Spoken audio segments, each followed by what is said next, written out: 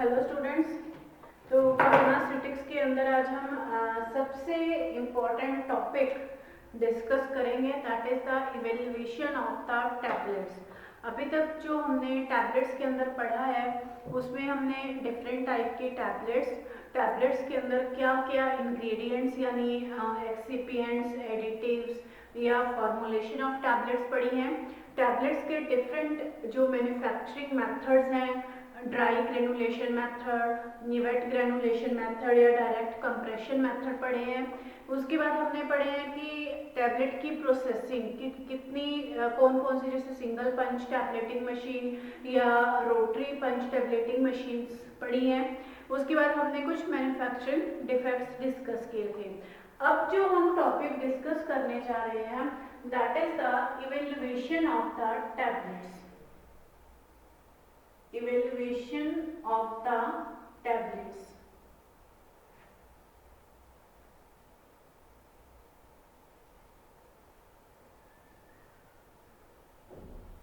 वैसे तो टैबलेट का पूरा टॉपिक ही बड़ा इम्पोर्टेंट टॉपिक है और लेंथी टॉपिक भी है आपके फार्मास्यूटिक्स के सिलेबस में। आप पीछे के जो क्वेश्चन पेपर्स उठा के देखोगे उसमें स्टरलाइजेशन, टैबलेट्स, इनसे ज़रूर मतलब 8 से 10 नंबर का पेपर आ जाता है।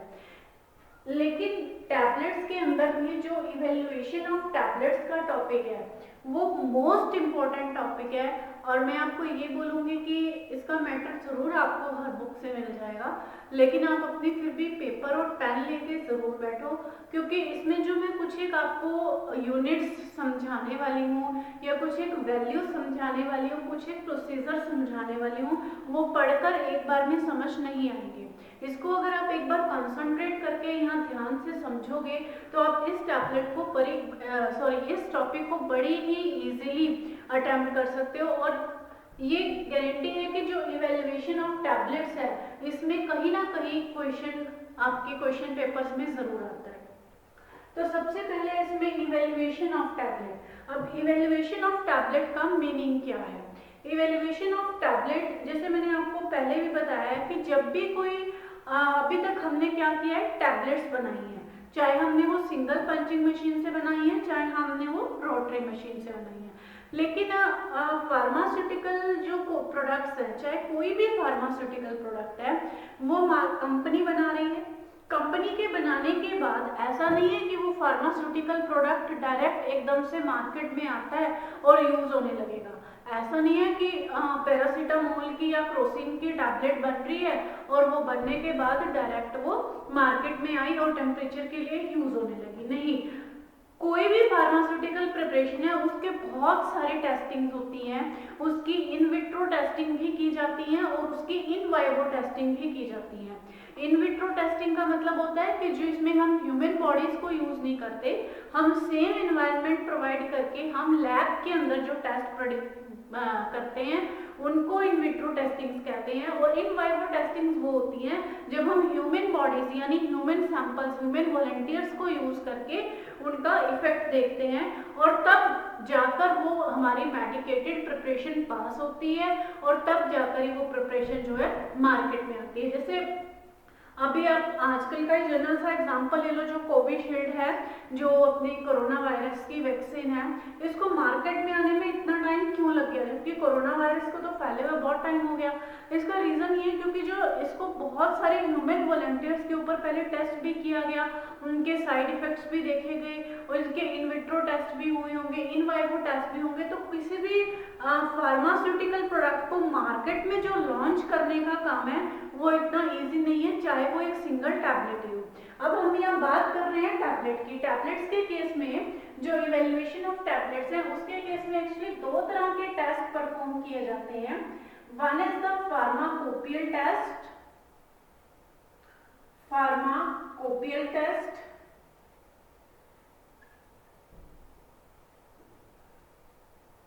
and second one is the non pharmacopoeia test, non pharmacopoeia test।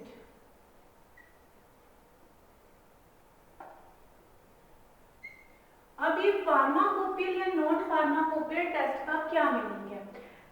Pharmacopoeial test का मीनिंग है, जो आपको ध्यान हो कि मैंने आपको सबसे सेकेंड टॉपिक करवाया था इंडियन फार्माकोपिया, डिफरेंट टाइप के फार्माकोपिया। तब मैंने आपको बताया था कि जो इंडियन फार्माकोपिया है वो हमारे इंडिया की एक स्टैंडर्ड बुक है, हमारी फार्मास्यूटिकल डोसेज फॉर्म्स की एक स्टैंडर्ड बुक है।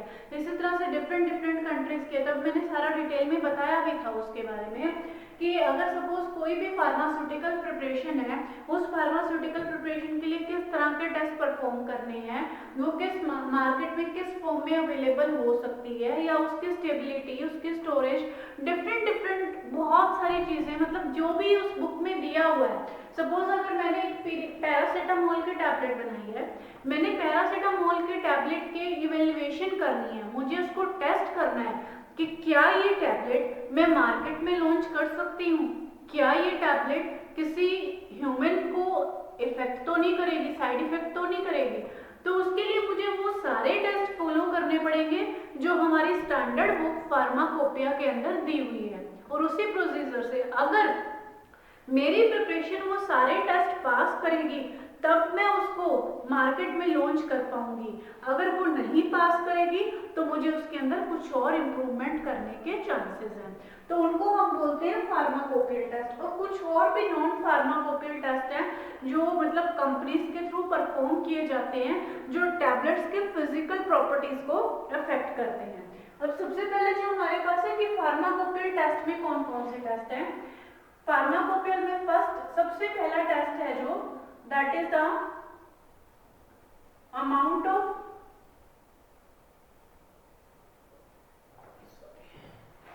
Content of active ingredients. जो सबसे फर्स्ट टेस्ट है दैट इज कंटेंट ऑफ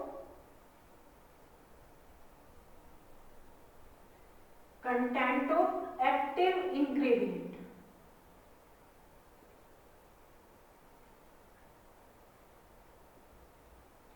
कि जो हमारा एक्टिव इंग्रेडिएंट है, एक्टिव इंग्रेडिएंट मतलब हमारी मेन ड्रग है, उसका हमें कंटेंट चेक करना है। सेकेंड इज, इसी से दूसरा test, uniformity in content, uniformity in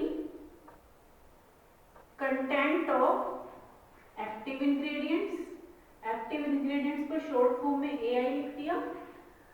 third is weight variation test, कि जो हमने टैबलेट्स बनाई हैं उनके अंदर कोई वेट वेरिएशन तो नहीं है। Fourth is content of container uniformity, कि जिन कंटेनर के अंदर पैक किया है उनके अंदर यूनिफॉर्मिटी है या नहीं है। Content of container uniformity test. Fifth is content of container, थोड़ा सा डेटा चला गया था इसलिए दोबारा लिख रही, uniformity. Fifth is disintegration test.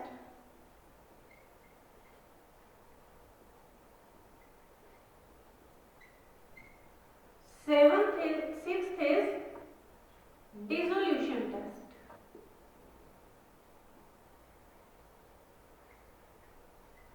Dissolution test. अब जो इसके अंदर है, इसके अंदर जो हमारे disintegration test,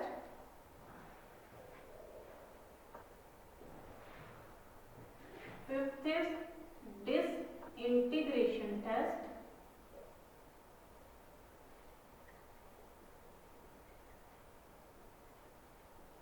And sixth is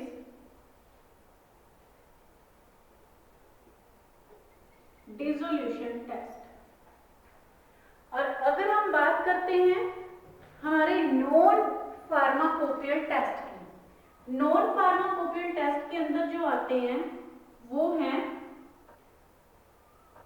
hardness testing, hardness testing की टैबलेट कितनी हार्ड है, friability testing,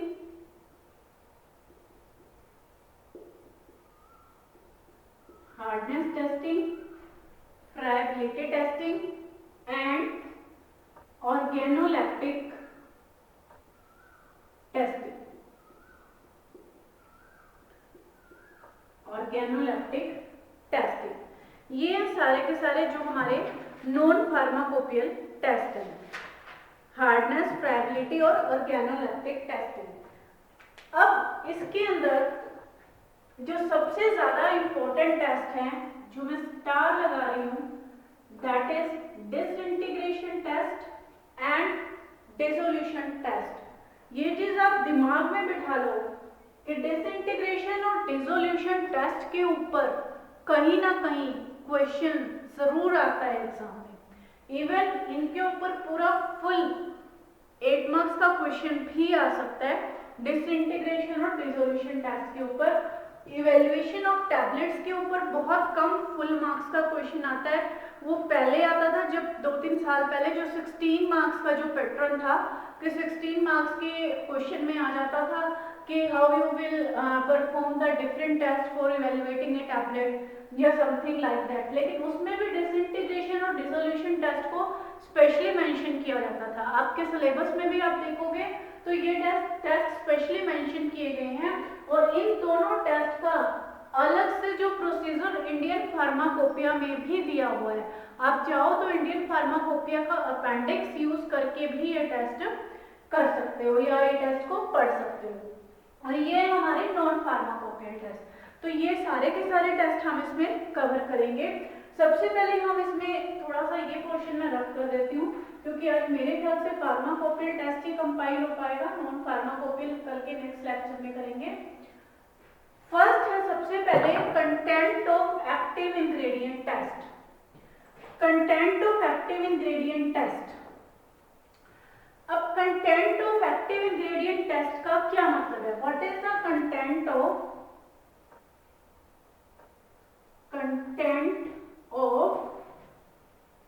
active ingredient test. इसमें आप एक चीज ध्यान से समझो कि पहले तो आप लोगों को ये चीज क्लियर है कि एक्टिव इंग्रेडिएंट होता क्या है।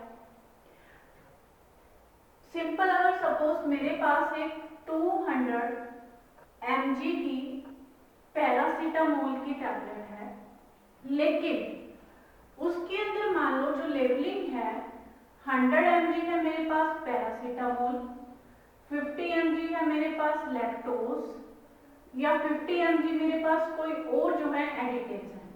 तो मेरे पास उसमें एक्टिव इंग्रेडिएंट कितना हुआ? एक्टिव इंग्रेडिएंट मेरे पास उसमें सिर्फ और सिर्फ हुआ 100 mg।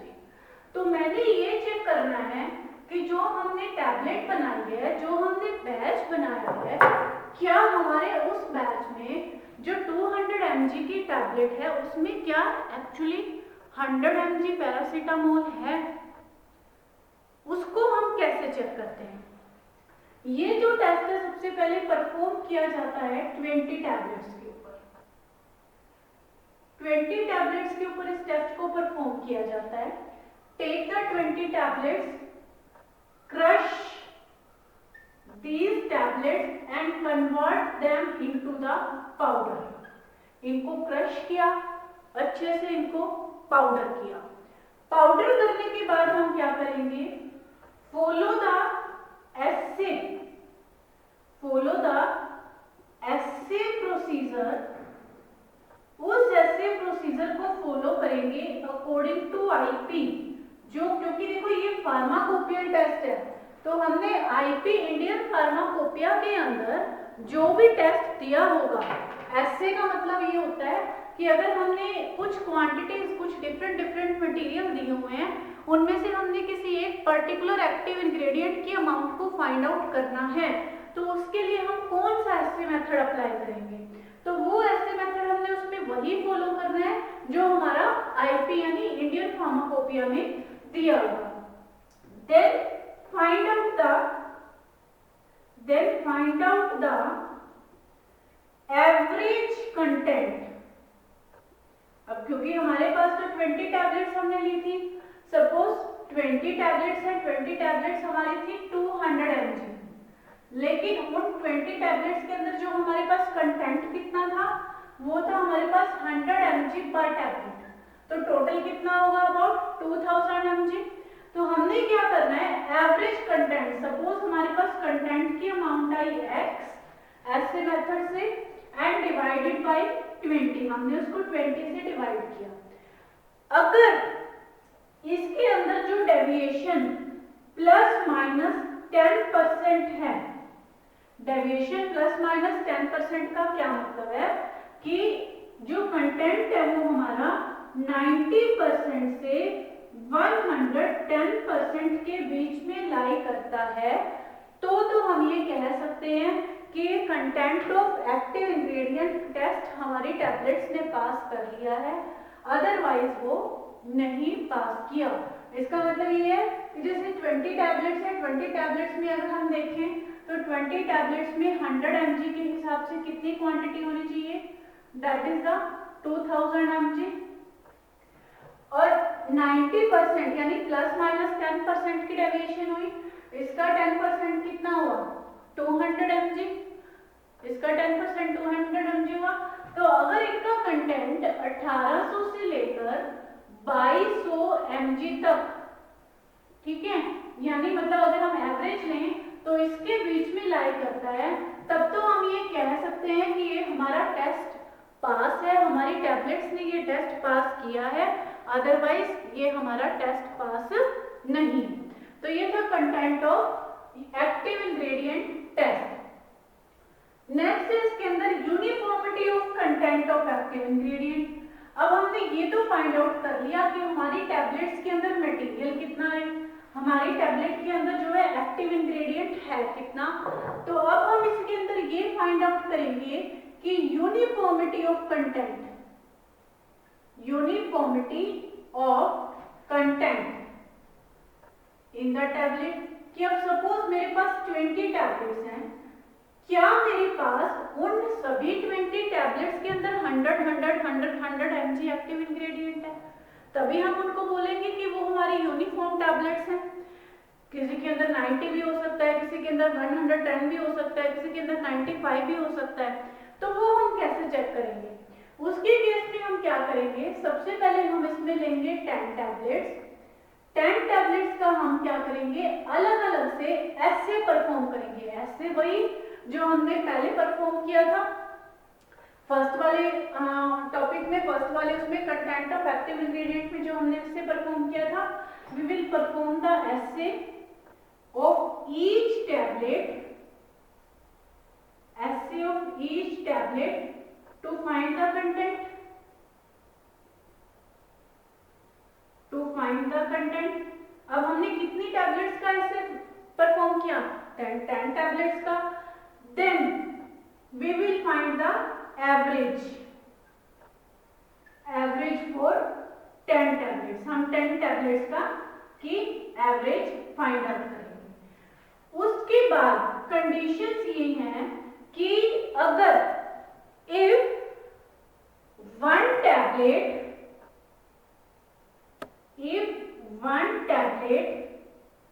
ये कंडीशंस आपने ध्यान से नोट करनी है, इसलिए मैं यहाँ अलग पेन से यूज कर रही हूँ, लिख रही हूँ। If one tablet lies between plus minus 15% deviation, plus minus 15% deviation का क्या मतलब है कि अगर उसका वेट 85% से 115% के बीच में लाई करता है एक टैबलेट का, एंड नो टैबलेट, कोई भी टैबलेट जो है उसकी जो डेविएशन है प्लस माइनस 25% डेविएशन में नहीं है, मतलब 100 mg की अगर हमने बात की थी तो 75 से कम नहीं है किसी भी टैबलेट में और 125 से ज्यादा नहीं है, तो हम ये कह सकते हैं कि हमारी जो टैबलेट ने टेस्ट पास कर लिया, टेस्ट इज पास। लेकिन दूसरी कंडीशन क्या हो सकती है, दूसरी कंडीशन ये है कि इफ वन टैबलेट, अगर एक टैबलेट ने पास किया मतलब प्लस माइनस 15% डेविएशन, कि उसके अंदर क्या था कि 9 टैबलेट्स तो वो आपकी ये शो कर रही है कि उनके अंदर 100 mg है, लेकिन एक टैबलेट ने शो कर दी plus minus 15% deviation and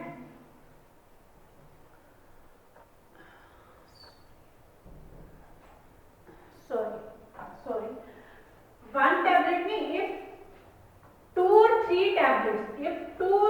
tablets they are show the plus minus 15% deviation but no tablet, लेकिन किसी भी जो टैबलेट की डेविएशन जो है प्लस माइनस 25% से ज्यादा नहीं है। होनी तो ये चाहिए कि सिर्फ एक ही टैबलेट प्लस माइनस 15% डेविएशन से, मतलब कि 100 मिलीग्राम उसके अंदर एक्टिव इंग्रेडिएंट है, सिर्फ 9 टैबलेट्स तो एग्जैक्ट वेट होना चाहिए, एक का वेट इसके बीच में लाई कर सकता है, ठीक है। लेकिन मान लो अगर 2 या 3 टैबलेट का वेट इसके बीच में लाई करता है और 75 से 125% के बीच में किसी भी टैबलेट का लाई नहीं करता, तो फिर उस केस में हम क्या करेंगे, and in that case we will perform the test again on next 20 tablets। हमने फिर से टेस्ट परफॉर्म करना है on next 20 tablets।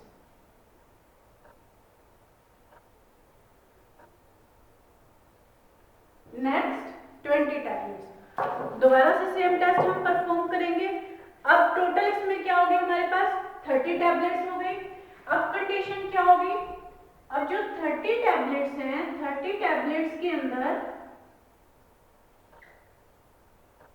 3 टैबलेट्स में show the deviation plus minus 15%, but no tablet should show the deviation plus minus 25%। अगर ये test है तो इसका मतलब कंटेंट ऑफ यूनिफॉर्मिटी टेस्ट हमारी टैबलेट ने पास कर लिया, अदरवाइज वो टेस्ट हमारी टैबलेट ने पास नहीं किया। दूसरी बात, ये जो टेस्ट है ये सिर्फ 10 मिलीग्राम से ऊपर के टैबलेट्स के लिए ही यूज होता है। जिन टैबलेट के अंदर 10 मिलीग्राम से कम एक्टिव इंग्रेडिएंट है उसके लिए ये टेस्ट अप्लाई नहीं होता। ये समझ में आया है या इसको दोबारा से रिपीट करूं? एक बार इसको दोबारा से रिपीट करते हैं। यूनिफॉर्मिटी ऑफ कंटेंट में हम 10 टैबलेट्स लेंगे, हर एक टैबलेट की अलग अलग हम क्वांटिटी निकालेंगे। सपोज 100 mg एक्टिव इंग्रेडिएंट है, हमारे पास लीगली होना क्या चाहिए, लीगली तो हमारे पास हमारा टेस्ट फर्स्ट कंडीशन में तब पास करेगा कि अगर 10 में से 9 टैबलेट्स तो 100 mg के करीब ही वेट शो करती हैं, लेकिन एक टैबलेट जो है वो 85 से 115% के बीच की डेविएशन शो करती है, तब तो हम ये कह सकते हैं कि वो हमारा टेस्ट पास कर रही है। लेकिन दूसरी कंडीशन है कि एक की बजाय अगर 2 या 3 टैबलेट्स इतनी डेविएशन शो करती है, 25% का तो कोई रोल ही नहीं है, वो तो अगर शो करेगा तो वो आपका बैच ही बेकार है, ठीक है। तो उस केस में हम क्या करेंगे, उसके अंदर 20 टैबलेट्स हम और लेंगे 10 टैबलेट्स के साथ और 30 टैबलेट्स के ऊपर ये टेस्ट परफॉर्म करेंगे। अब फिर से कंडीशन है कि 30 टैबलेट्स में से सिर्फ 3 टैबलेट्स की इतनी डेविएशन हो सकती है। अगर 3 टैबलेट से ज्यादा डेविएशन है तो आपका वो टेस्ट फेल होगा, आपका वो टेस्ट पास नहीं होगा। तो ये था हमारा यूनिफॉर्मिटी ऑफ कंटेंट टेस्ट। पहले में हमने चेक किया कि कंटेंट कितना है, दूसरे में हमने चेक किया uniformity of content of active ingredient. Next है हमारा वेट वेरिएशन टेस्ट। मेरे ख्याल से ये 3 ही हमारे टेस्ट कंप्लीट हो पाएंगे इसमें, लेकिन ये सभी बहुत इंपॉर्टेंट टॉपिक है। वेट वेरिएशन टेस्ट,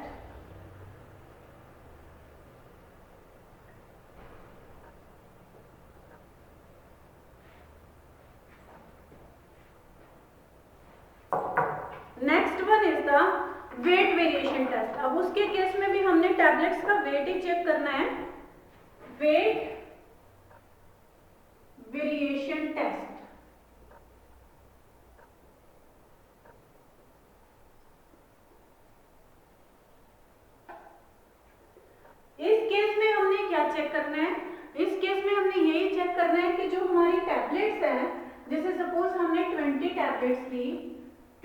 टैबलेट्स का हमने क्या करना है, वेट करना है। ठीक है, जैसे सपोज 100 ग्राम की सिंपल ले लेते हैं, उसको कैलकुलेशन इजी हो जाती है। ठीक है, 20 टैबलेट्स ली हमने, 20 टैबलेट्स का वेट किया। वेट करने के बाद हमने क्या किया, उन 20 टैबलेट्स का एवरेज वेट निकाला। Calculate the average weight. या तो आप ये है कि 20 टैबलेट्स है, 20 टैबलेट्स को आप इकट्ठा रैंडम मतलब कि वे करके आप उसका एवरेज निकालो, या सिंगल टैबलेट को वे करके आप उसको डिवाइड बाय 20 करके एवरेज निकालो। दोनों केसेस में हमारे पास एवरेज वेट आ जाएगा। अब उसमें क्या करना है, कुछ इसमें कंडीशंस दी हुई हैं। अगर तो आपके पास टैबलेट का वेट जो अगर 80 मिलीग्राम की टैबलेट है या उससे कम, 80 मिलीग्राम या लेस, उससे कम की टैबलेट है, तो उसके अंदर जो आपके पास वेट वेरिएशन की डेविएशन कितनी होनी चाहिए, दैट इज ±10%। इससे ज्यादा आपके पास वेट वेरिएशन की डेविएशन नहीं होनी चाहिए। अगर आपके पास टैबलेट है 80 मिलीग्राम टू 250 मिलीग्राम, तो जो आपके पास डेविएशन होनी चाहिए दैट इज ±7.5%। और अगर आपके पास है टैबलेट अबाउट 250 मिलीग्राम से ऊपर, 250 मिलीग्राम और अबव, तो उसके अंदर जो आपकी डेविएशन हो सकती है दैट इज ±5%। मेरे ख्याल से क्लियर हो गया होगा कि 80 मिलीग्राम की अगर सपोज टैबलेट है, 80 मिलीग्राम की ले लेते हैं, 80 मिलीग्राम है, तो जो 80 मिलीग्राम की वेट का जो 20 टैबलेट्स का जो वेट लिया है, उनका जो वेट है वो आपका 70 टू एवरेज वेट 90 मिलीग्राम तक लाई कर सकता है, तब आपका टेस्ट पास है। इसी तरह से अगर सपोज 80 मिलीग्राम से ऊपर इस रेंज के बीच में मान लो 100 मिलीग्राम की टैबलेट है, तो 100 मिलीग्राम की टैबलेट में हो गया आपका ये 92.5 से लेके 107.5 मिलीग्राम के बीच में आपकी टैबलेट का वेट लाई कर सकता है। और अगर आपकी सपोज 250 मिलीग्राम से ऊपर की टैबलेट है, सपोज मान लो 300 मिलीग्राम की है, तो 5% का कितना हो जाएगा, 300 है, 300 का 5% कितना होगा, 15 ना। तो इसका मतलब ये आपका 285 से 315 मिलीग्राम तक आपकी जो टैबलेट का एवरेज वेट है वो वेरी कर सकता है। तो उसमें सिर्फ आपने वेट वेरिएशन के अंदर एक तो आपने प्रोसीजर याद रखना है, एक आपने अपनी ये कंडीशंस याद रखनी है कि इस कंडीशन में हमने कैसे टेस्ट परफॉर्म करना, क्या हमारी इसके अंदर ये कंडीशंस हैं। हो सकता है इसमें कई मेरी कैलकुलेशन में एक कई मिस्टेक हो, I am sorry for that. तो ये तीन जो मेथड है बड़े इंपॉर्टेंट टॉपिक्स हैं, तीन हमने इसमें कवर किए हैं। नेक्स्ट जो content of container uniformity, disintegration और डिसोल्यूशन, वो हम कल के लेक्चर में कंटिन्यू करेंगे।